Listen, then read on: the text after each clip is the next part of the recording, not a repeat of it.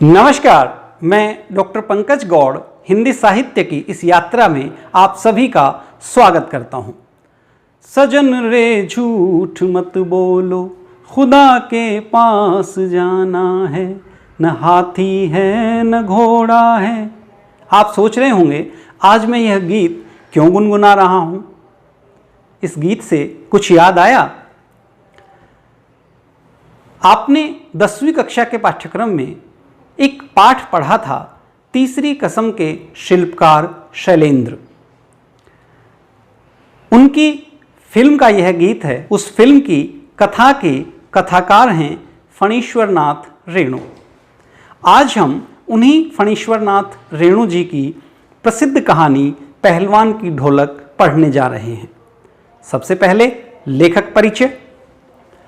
फणीश्वर नाथ रेणु जी का जन्म 4 मार्च 1921 को बिहार के पूर्णिया, अब अररिया जनपद के नाम से जो जाना जाता है, वहाँ हुआ। आपके गांव का नाम है ओराही हिंगना। रेणु जी ने प्रारंभिक शिक्षा फरबिसगंज से प्राप्त की। उसके बाद आप विराटनगर नेपाल में शिक्षा प्राप्त करने के लिए गए और काशी हिंदू विश्वविद्यालय से भी आपने उच्च शिक्षा प्राप्त की। 1942 में स्वतंत्रता संघर्ष के आह्वान पर आप स्वतंत्रता संग्राम में कूद पड़े। आपको जेल हुई, 3 वर्ष आपने जेल में बिताए और इस प्रकार राष्ट्र की स्वतंत्रता के लिए संघर्ष किया। यह यशस्वी कथाकार हमारे बीच से 11 अप्रैल 1977 को चले गए। आपकी प्रसिद्ध रचनाएं हैं मैला आंचल 1954, परती परिकथा 1957, दीर्घ तपा 1963, जुलूस 1965, कितने चौराहे 1966, पलटू बाबू रोड जो आपकी मृत्यु के पश्चात प्रकाशित हुई 1979। आपके कहानी संग्रह हैं ठुमरी, अगिनखौर, आदिम रात्रि की महक, एक श्रावणी, दोपहरी की धूप। जो आपने संस्मरण लिखे वे इस प्रकार हैं: ऋणजल धनजल, वन तुलसी की गंध, श्रुत अश्रुत पूर्व। आपने एक बड़ा प्रसिद्ध रिपोर्टाज लिखा जिसका शीर्षक रहा नेपाली क्रांति कथा। आपके समस्त साहित्य को रेणु रचनावली के नाम से 5 खंडों में प्रकाशित किया गया। इस प्रकार निश्चित रूप से फणीश्वर नाथ रेणु जी ने अपने साहित्य के माध्यम से समाज को श्रेष्ठतम योगदान दिया। अब हम कहानी का सार देखते हैं। कहानी है लुट्टन सिंह की। लुट्टन सिंह जिन पर बचपन में ही वज्रपात हुआ, जिनके माता पिता का निधन हो गया। उस समय 9 वर्ष के आयु में ही उनका विवाह हो गया था। यद्यपि बाल विवाह आज के संदर्भ में अपराध है, नहीं किया जाना चाहिए, पर यह कुप्रथा उस समय प्रचलित थी। अन्य कोई विकल्प न होने के कारण सास ने आपको पाला। सास को कुछ लोग तंग करते थे, तो उन्हीं से बदला लेने के लिए लुट्टन सिंह ने अपने आप को मजबूत बनाया। वे अपने शरीर पर ध्यान देने लगे, खान पान पर ध्यान देने लगे और इसका फल यह हुआ कि वह पहलवान बन गए। पहलवानी के कुछ दाव पेचों के साथ उन्होंने उन भयाक्रांताओं पर काबू भी पाया। एक बार श्यामनगर का मेला लगा। उस मेले में वहाँ का प्रसिद्ध पहलवान चांद सिंह आया, जो पंजाबी पहलवानों की जमात में सबसे मजबूत था। उसने एक के बाद एक इलाके के सभी पहलवानों को हराकर उन पर विजय प्राप्त की, शेर के बच्चे का टाइटल प्राप्त किया। शेर के बच्चे का ये टाइटल प्राप्त करने के बाद वह और अधिक आक्रामक हो गया। उसने सभी को चुनौती दे डाली कि कोई उसका मुकाबला करे। श्यामनगर के महाराज श्यामानंद भी शेर के बच्चे की इस प्रतिभा को देख करके उसे अपना राज पहलवान नियुक्त करने के बारे में विचार कर ही रहे थे कि तभी लुट्टन सिंह ने चुनौती दे डाली। लुट्टन सिंह की चुनौती सुनकर के चांद सिंह एकदम से बाज की तरह उस पर टूट पड़ा। बीच के लोगों ने उसे कुश्ती को छुड़वाया महाराज के कहने पर। महाराज ने लुट्टन सिंह के साहस की प्रशंसा की और उससे कहा कि पैसे लो और मेले में कुछ चीज़ें खाओ। पर लुट्टन सिंह ने कहा, दुहाई महाराज, मुझे कुश्ती करने की अनुमति दी जाए। इस प्रकार बार बार आग्रह करने पर महाराज ने लुट्टन सिंह को अनुमति दे दी। सारा मेला इस कुश्ती को देखने के लिए टूट पड़ा। सब ये देखने जा रहे थे कि अब लुट्टन सिंह का क्या होगा, क्योंकि चांद सिंह जो बादल सिंह का शिष्य था, सभी प्रकार के दांव पेच जानता था, उसे हराना कोई आसान काम नहीं था। जनमत सब चांद सिंह के पक्ष में था। दोनों के बीच में जैसे ही कुश्ती शुरू हुई, चांद सिंह ने लुट्टन सिंह को दबा लिया। उसकी छाती फटने फटने को हो गई। तभी उसे ढोलक की आवाज़ सुनाई दी। ढोलक जिसे वह अपना गुरु मानता था, चटाक चटदा उठाकर पटक दे, चटाक चटदा उठाकर पटक दे। और इस प्रकार से उस ढोलक की धुन ने बिजली का काम किया और अपनी समस्त ताकत को एकत्र कर लुट्टन सिंह ने चांद सिंह को परास्त कर दिया। यह बड़ी अविस्मरणीय घटना थी। पूरा मेला जय जयकार करने लगा। कोई महाराज श्यामानंद की जय जयकार, कोई लुट्टन सिंह की जय जयकार, और इस प्रकार से सभी बहुत प्रसन्न हुए। महाराज श्यामानंद ने कहा, वाह मेरे मिट्टी के शेर, तूने मिट्टी की लाज रख ली। इस प्रकार महाराज ने लुट्टन सिंह की प्रशंसा की। वह राज पहलवान बना। इसके बाद एक के बाद एक उसने सभी नामी पहलवानों को हरा दिया। काले खां के बारे में प्रसिद्ध था कि जब उससे कोई लड़ता है तो वह सामने वाले की को लकवा मार जाता है, उसकी ताकत समाप्त हो जाती है। लुट्टन सिंह ने उसे हराकर भी अपनी प्रतिभा का लोहा मनवाया। लुट्टन सिंह जब मेले में जाता तो बच्चों की सी हरकतें करता, वहाँ खूब मिष्ठान खाता, बच्चों जैसा चश्मा लगा करके सीटी बजाता हुआ वापस आता। इस प्रकार से अपने बालपन को उसने कभी मरने नहीं दिया। राज बदला। श्याम नगर के महाराज की जगह उनका बेटा राजा बना। उसे जब व्यय के बारे में पता लगा तो उसने कहा हॉरिबल, उसके सचिव ने कहा टेरिबल, और इस प्रकार पहलवान जी को राज पहलवान के पद से निकाल दिया गया। अपने दो बेटों को लेकर के कोई विकल्प न देख करके लुट्टन सिंह वापस अपने गांव आ गया। गांव के लोगों ने उनके लिए एक झोंपड़ी बना दी और वहीं ढोल बजाकर अपने बेटों को और गांव के लोगों को वह कुश्ती सिखाने लगा। बड़ी गंभीर टिप्पणी लेखक इस दृश्य पर करते हैं कि गांव के लोग क्या खाकर कुश्ती सीखते, क्योंकि गरीबी कभी भी इस प्रकार से खेलों में व्यक्ति को उभरने नहीं देती। पहलवान के दोनों बेटे दिन में मजदूरी करते और उसके बाद जो पैसा आता उसी के माध्यम से कुश्ती के दांव पेच सीखते। इसी स्थिति के बीच अचानक गांव पर वज्रपात हुआ। एक बड़ी विपदा आई। हैजे और मलेरिया की बीमारी फैल गई। इस बीमारी के प्रकोप से लोग घरों में मरने लगे। इलाज के पैसे नहीं थे। महामारी ने पूरे गांव को अपने आगोश में ले लिया। ऐसी स्थिति में पहलवान अपनी ढोलक के माध्यम से लोगों का हौसला बढ़ाने लगा। गांव के लोग जब पहलवान की ढोलक को सुनते तो उसके माध्यम से अपने अंदर ऊर्जा महसूस करते। वह कोई दवा नहीं थी, उसके माध्यम से कोई इलाज नहीं हो सकता था, पर उस ढोलक की आवाज़ को सुनकर के एक ताकत गांव के लोग महसूस करते थे और मरते समय उन्हें कष्ट नहीं होता था। लगातार अपने इस धर्म का पालन पहलवान ने किया। इसी दौरान उसके अपने दोनों बेटे इस बीमारी की भेंट चढ़े। उस दिन पहलवान ने लंगोट बांधा, कसरत की, अपने दोनों बेटों को कंधे पर डालकर नदी में बहा आया। लोगों ने सोचा अब कभी ढोलक नहीं बजेगा, लेकिन रात को समाज कल्याण के लिए, गांव को ताकत देने के लिए, लोगों को उत्साह देने के लिए पहलवान ने फिर ढोलक बजाई। इससे लोगों को बहुत हौसला मिला कि 1.5 हाथ का कलेजा पहलवान का है। पहलवान के इस प्रकार के प्रदर्शन से लोगों को ताकत मिलती थी। थोड़े दिन बाद, 4-5 दिन के बाद ही अपने बेटे के गम में पहलवान भी समाप्त हो गया। ढोल की आवाज़ किसी को सुनाई नहीं दी। जब उसके कुछ निकटस्थ शिष्यों ने जाकर देखा तो पहलवान चित पड़े थे। शिष्य की आंखों में आंसू आ गए और उसने कहा कि गुरुजी ने कहा था मुझे चिता पर भी शवासन में मत लिटाना, क्योंकि मैं ज़िंदगी में कभी चित नहीं हुआ।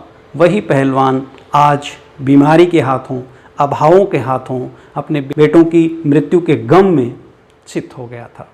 इस प्रकार यह बड़ी मार्मिक कहानी है जो अपने कथात्मक सौंदर्य से और अपने उदात्त उद्देश्यों से हमें आकर्षित करती है। अब हम गद्यांश का वाचन करेंगे। जाड़े का दिन, अमावस्या की रात, ठंडी और काली, मलेरिया और हैजे से पीड़ित गांव भरियात शिशु की तरह थर थर काँप रहा था।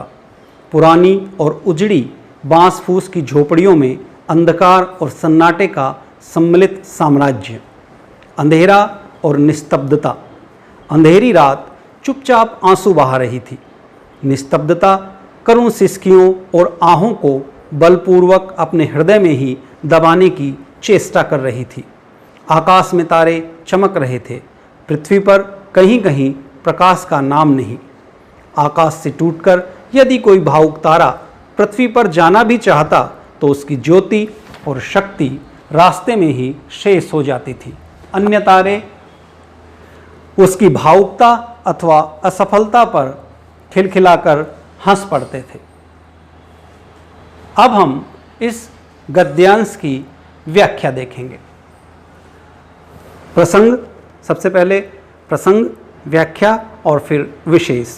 तो प्रसंग के अंतर्गत प्रस्तुत पंक्तियां हमारी हिंदी की पाठ्य पुस्तक आरोह भाग 2 में संकलित फणीश्वरनाथ रेणु द्वारा लिखित पहलवान की ढोलक कहानी से ली गई हैं। इसमें लेखक ने वातावरण निर्माण करते हुए गांव की स्थिति का वर्णन किया है। लेखक कहते हैं कि इस समय जाड़े के दिन चल रहे हैं। अमावस्या की रात होने के कारण रात काली है, ठंड पड़ रही है, अतः ठंडी है। गांव में मलेरिया और हैजा फैला हुआ है। इस मलेरिया और हैजे के कारण गांव भय से ग्रस्त है। एक शिशु की तरह गांव थर-थर कांपता है। शिशु जैसे मासूम होता है, उसी प्रकार गांव के लोग मासूम हैं, पर वे मलेरिया और हैजे के कारण भयग्रस्त हैं। पुरानी और उजड़ी बांस फूस की झोपड़ियों में अंधकार और सन्नाटे का सम्मिलित साम्राज्य है। झोपड़ियाँ पुरानी हैं, घास फूस की हैं, जो उनकी गरीबी को दर्शाती हैं, और इस प्रकार उनका सम्मिलित साम्राज्य है। चारों तरफ अंधेरा और किसी प्रकार का कोई स्वर सुनाई नहीं देता। अंधेरी रात चुपचाप आंसू बहा रही थी।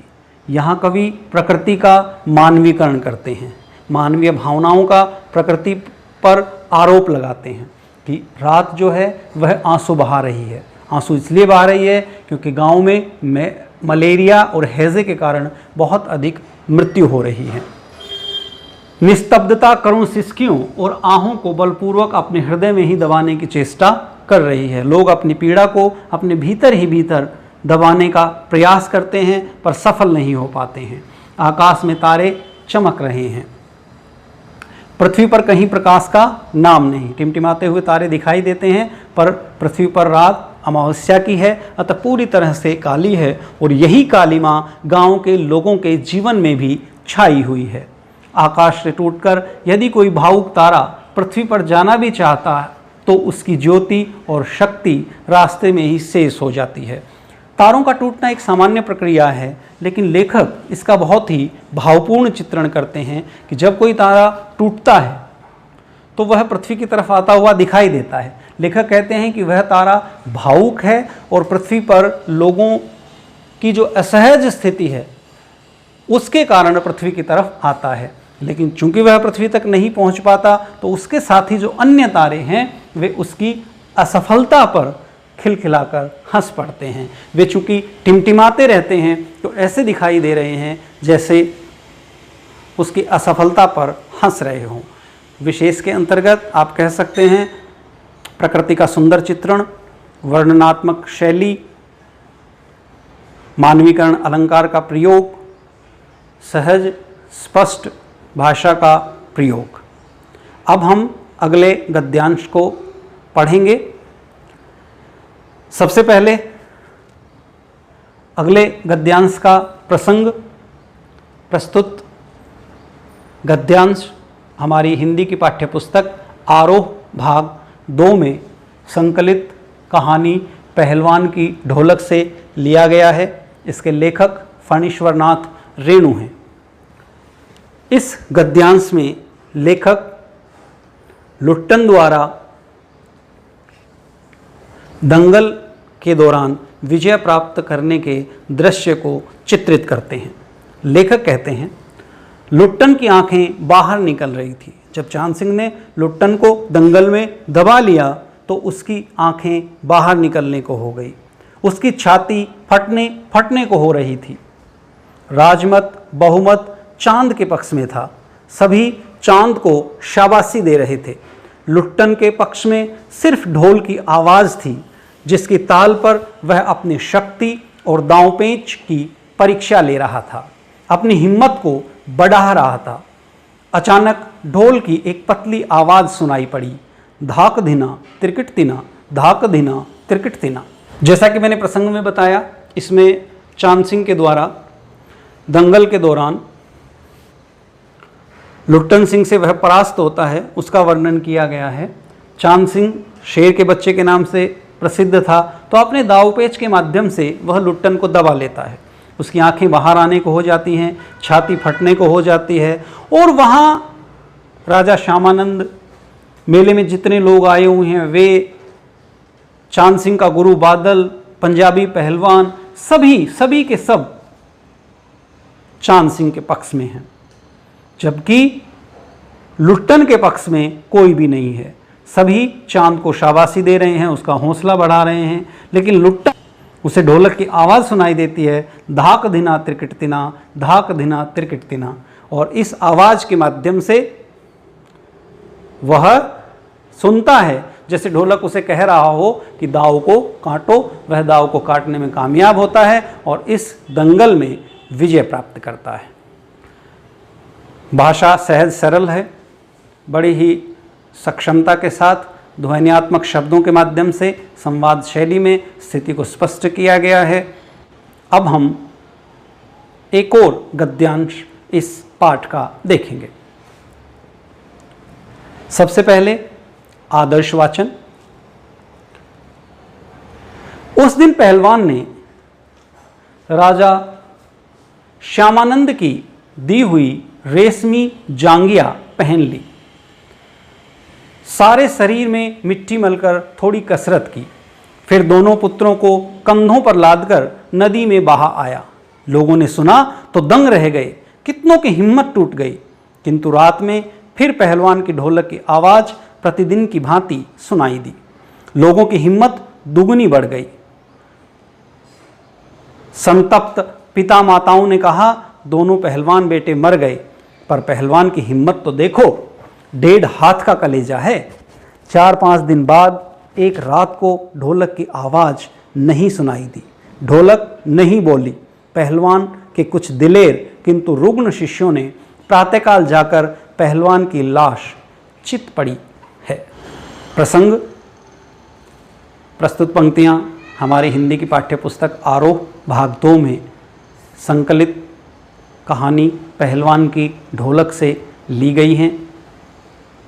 इनके लेखक फणीश्वरनाथ रेणु जी हैं। कहानी में बहुत ही कारुणिक दृश्य का चित्रण किया गया है, जब पहलवान के दोनों बेटे मृत्यु को प्राप्त होते हैं और स्वयं पहलवान भी उन बेटों के प्रेम में अपने प्राण दे देता है, उसी मार्मिक दृश्य को इन पंक्तियों के माध्यम से लेखक ने व्यक्त किया है। उस दिन पहलवान ने राजा श्यामानंद की दी हुई रेशमी जांघिया पहनी। राजा श्यामानंद की दी हुई यह रेशमी जांघिया पहलवान हमेशा जब किसी विशेष आयोजन में जाता था तो पहनता था, उस दिन भी पहन ली। उसने शरीर को मिट्टी मली, अपने नियमित कार्यक्रम में शामिल व्यायाम किया, कसरत की और अपने दोनों पुत्रों को कंधे पर लादकर वह नदी में बहा आया। लोग दंग रह गए।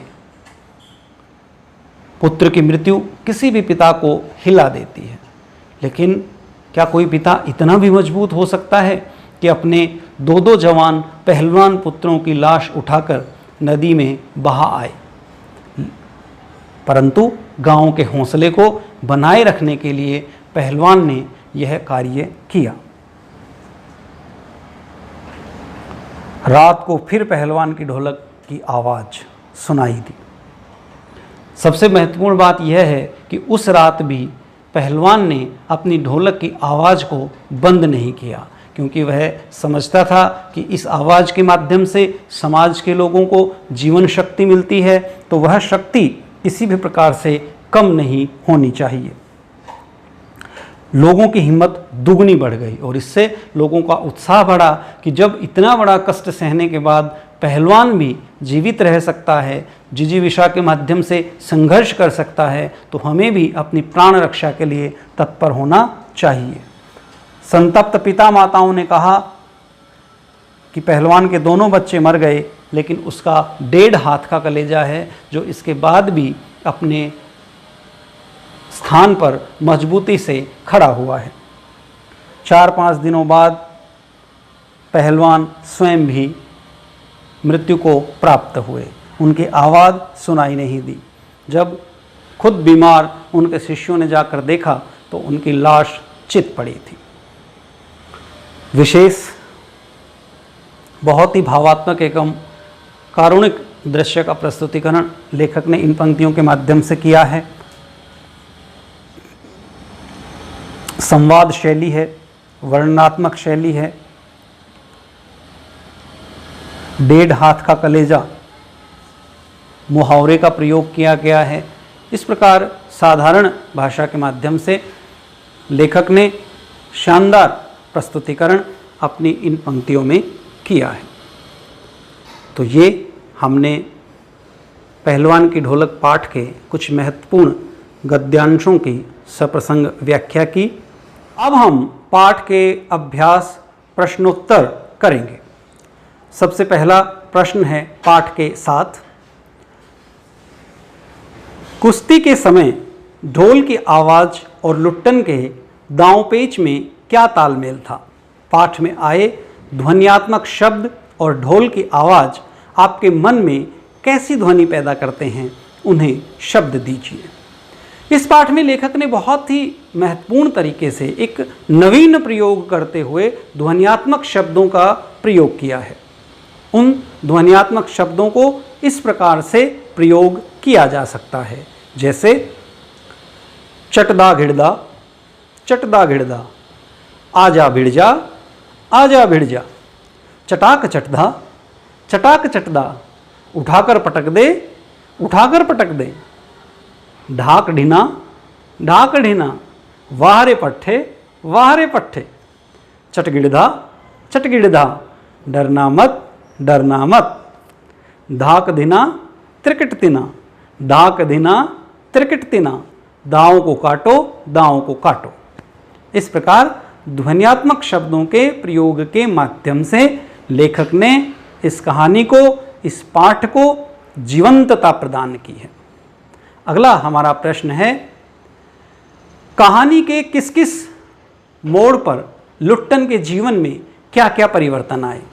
इस कहानी में अनेक ऐसे मोड़ आते हैं जब लुट्टन के जीवन में परिवर्तन आते हैं। सबसे पहले जब उसके माता पिता की मृत्यु होती है, उसकी सास को लोग परेशान करते हैं। जब श्यामनगर के मेले में वह चांद सिंह के साथ दंगल करता है और उस दंगल में विजयी होता है, उसे राज पहलवान बनाया जाता है, उसे राज दरबार से निकाला जाता है।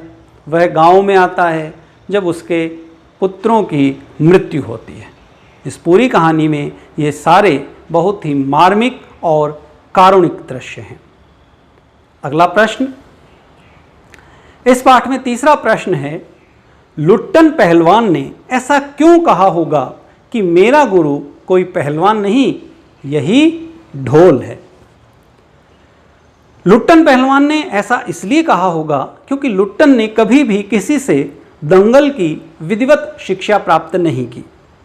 उसने एकलव्य की भांति अपनी आंतरिक शक्ति से ढोल के आवाज को सुन सुन करके, कुश्ती होते हुए देख देख करके कुश्ती सीखी।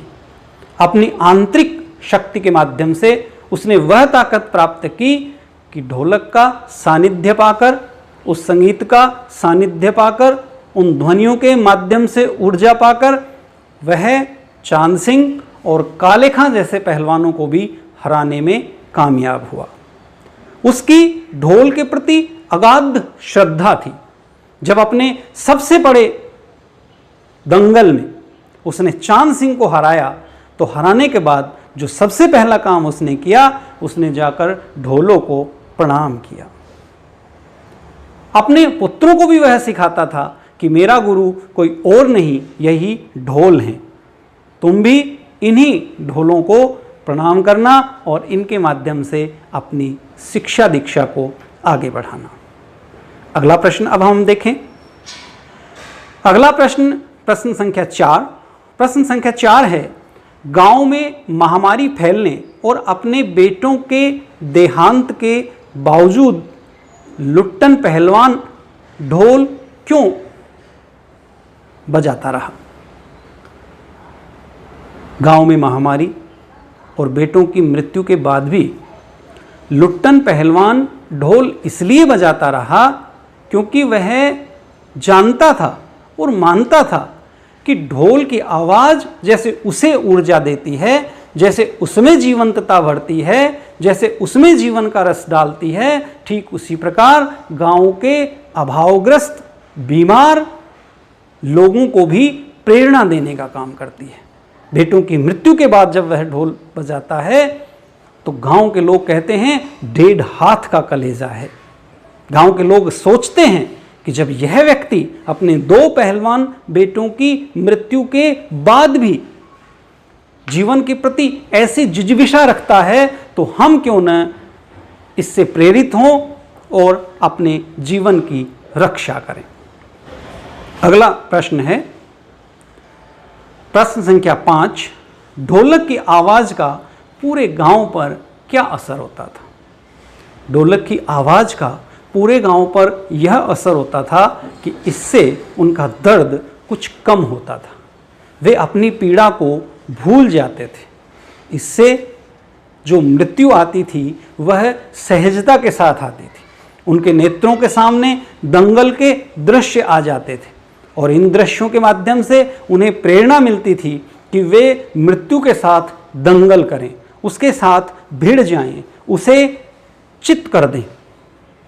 ऐसे भाव मन में आने से वे आसानी से मृत्यु को प्राप्त हो जाते थे। मृत्यु जब आती थी तो उन्हें कष्ट नहीं होता था। प्रश्न संख्या 6 है, महामारी फैलने के बाद गांव में सूर्योदय और सूर्यास्त के दृश्य में क्या अंतर होता था। सूर्योदय जब होता था तो पूरा गांव वीरान था, झोपड़ियां टूटी हुई थी, लोग बीमार थे और ऐसी स्थिति में एक दूसरे का हाल जानने के लिए वे जाते थे। जो थोड़ी बहुत सहायता एक दूसरे की कर सकते थे वे करते थे। लेकिन रात होने के बाद पूरे गांव में अंधेरा छा जाता था। केवल किसी के कह करने की आवाज़ आती थी, किसी के कहराने की आवाज़ आती थी। माताओं में इतना हौसला भी नहीं बचता था कि वे अपने बच्चों को आशीष दे सकें, वे अपने बच्चों का सहारा बन सकें। इस तरह सूर्योदय और सूर्यास्त के बहुत ही मार्मिक दृश्य इस कहानी में लेखक ने प्रस्तुत किए हैं। प्रश्न संख्या 7 है, कुश्ती या दंगल पहले राजाओं का प्रिय शौक हुआ करता था। पहलवानों को राजा एवं लोगों द्वारा विशेष सम्मान दिया जाता था। ऐसी स्थिति अब क्यों नहीं है? अब ऐसी स्थिति इसलिए नहीं है क्योंकि अब दूसरे प्रकार के खेल आ गए हैं। अब क्रिकेट की तरफ लोगों का ज़्यादा ध्यान है, अब वीडियो गेम्स की तरफ लोगों का ज़्यादा ध्यान है। अब हमारे जो अपने प्राचीन खेल थे वो कहीं नेपथ्य में चले गए हैं। यद्यपि कुश्ती में अब हरियाणा में कुछ अच्छा देखने को मिल रहा है। बबीता जैसे जो पहलवान आपने दंगल फिल्म में देखा होगा कि किस प्रकार से अंतर्राष्ट्रीय स्तर पर जा रही हैं, सरकार द्वारा प्रयास किए जा रहे हैं। योगेश्वर दत्त जी जैसे पहलवान ओलंपिक में पदक ला रहे हैं। तो इस खेल के प्रति भी रुझान बढ़ रहा है और हम उम्मीद करें कि हमारा यह प्राचीन खेल पुनः अपनी श्रेष्ठ अवस्था को छुए। अगला प्रश्न है, इसकी जगह अब किन खेलों ने ले ली है? इसकी जगह अब क्रिकेट सबसे पहले आ गया है, उसके बाद हॉकी है, फुटबॉल है और सबसे बड़ी बात कि बच्चे वीडियो गेम आदि अधिक खेलने लगे हैं। वे मैदान में नहीं जाना चाहते, वे तकनीकी के माध्यम से खेल खेलना चाहते हैं, जो बहुत ही कष्टप्रद है। अगला इसका प्रश्न है, कुश्ती को फिर से प्रिय खेल बनाने के लिए क्या क्या कार्य किए जा सकते हैं? कुश्ती को फिर से प्रिय बनाने के लिए हमारे यहाँ अतीत में जो श्रेष्ठ पहलवान हैं उनकी कथाओं का प्रचार प्रसार किया जाना चाहिए। दंगलों को वित्तीय सहायता दी जानी चाहिए। सरकार की तरफ से बड़े बड़े आयोजन किए जाने चाहिए और खेलों से राजनीति को समाप्त किया जाना चाहिए। विद्यालय स्तर पर विद्यार्थियों को खेल की शिक्षा दी जानी चाहिए तथा हर विद्यार्थी के लिए एक खेल अनिवार्य किया जाना चाहिए। प्रश्न संख्या 8 है, आशय स्पष्ट कीजिए। आकाश से टूटकर ये हमने व्याख्या के दौरान देखा, अतः इसकी पुनरावृत्ति की आवश्यकता नहीं है। अंतिम प्रश्न इसमें है, प्रश्न संख्या 9, पाठ में अनेक स्थलों पर प्रकृति का मानवीकरण किया गया है। पाठ में से ऐसे अंश चुनिए जो आशय स्पष्ट कीजिए। पाठ में अनेक स्थल ऐसे हैं जैसे अंधेरी रात चुपचाप आंसू बहा रही थी, ये एक दृश्य है जिसमें प्रकृति का चित्रण किया गया है। तो इसके माध्यम से लेखक कहना चाहते हैं कि रात गांव वालों के दुख को, दर्द को देख करके और आंसू बहा रही थी, अर्थात गांव के सभी लोग हैजे और मलेरिया के कारण इतने पीड़ित थे, वो इतने कष्ट में थे कि वे लगातार अपनी पीड़ाओं को आंसुओं के माध्यम से व्यक्त कर रहे थे। दूसरी पंक्ति है, रात्रि अपनी भीषणताओं के साथ चलती रहती।